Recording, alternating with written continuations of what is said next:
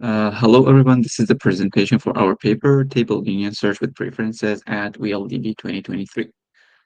We all know that web contains a vast corpus of relational tables. We refer to these tables as web tables. Then the table union search would be the operation or the task of finding those candidate web tables that are unionable with a query table. What is the unionability then? Two tables are unionable if their column values are drawn from the same domain. There are multiple metrics in the literature to find out if two tables or two columns in the lower level are from the same domain. The one that we use in this paper is the value overlap or set domains, which looks at the similarity of the values of two columns in order to identify them as unionable or not. Uh, the sample query table on the left is about movies, and you can see 8 different candidate web tables on the right. Candidate table C1, for example, is completely unionable with Q in the sense that it offers all the 3 columns of Q. Candidate table C2 is partially unionable. It only has movie and actor, and there's no information for year. And there are other tables with different levels of unionability. Candidate table C7 is completely irrelevant to Q, so we need to keep that in mind. Uh, so what's the challenges and problems with table union search? The first one is that it always returns the same rank list of candidate web tables in response to a given query table. So it's independent of the follow-up operations. Whether you are searching for table expansion or table extension, you always get the same result.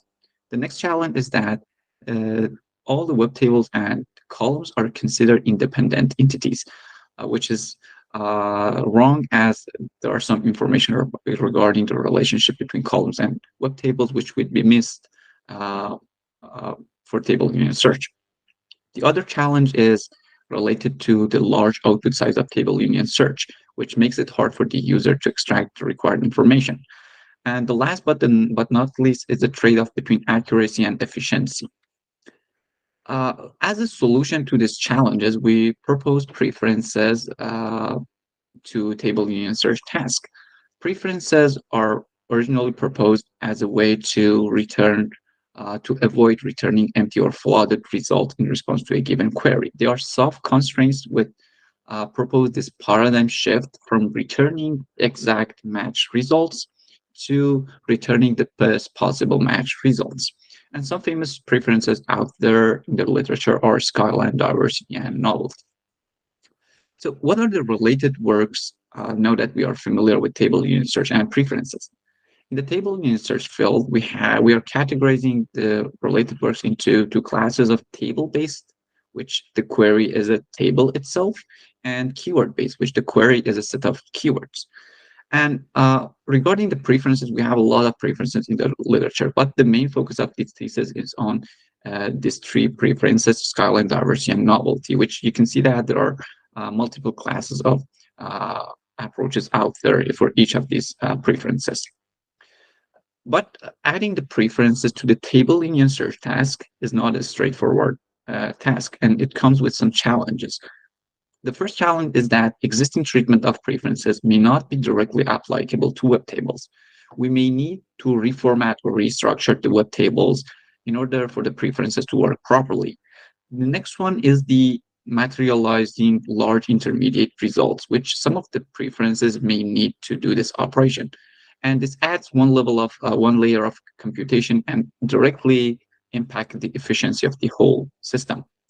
And the last challenge is that some of these preferences may need some information that is not preserved under table union search, like the relationship between columns and uh, tables.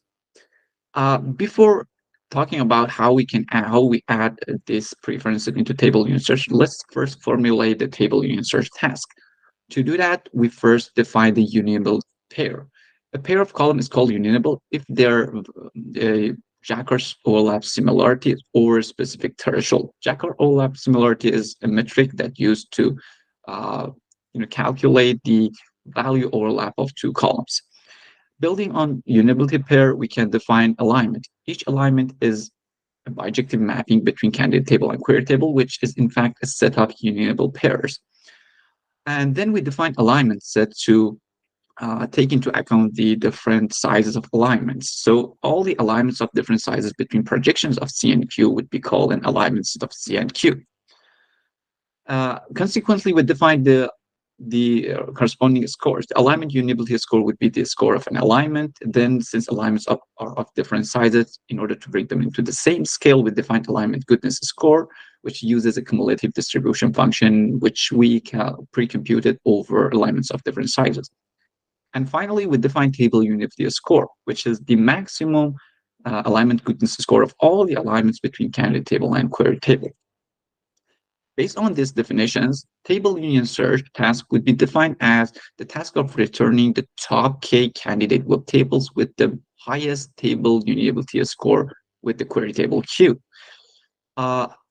For the evaluation, we need to implement this. So for the implementation of table union search, we are using the VAN algorithm, which is a safe ranking implementation, and needs a monotone scoring function at the heart of it. Then we define table unity score plus, which is the same implementation, plus adding some filters like this filter that the candidate table should cover the primary key of the query table.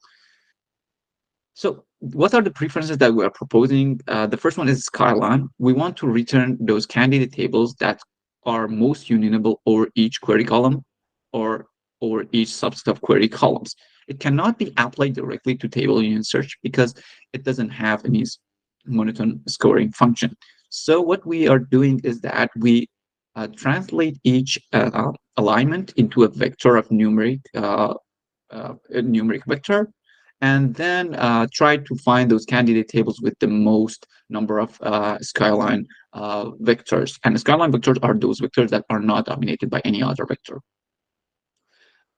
In the diversity preference, our focus is on returning those candidate tables with as much new columns as possible. So in order to do that, we define an objective function, which is composed of two scores, relativity, which is trying to make sure that candidate tables are relevant to query table, and then the difference, which tries to make sure that those candidate tables have new columns for the query table.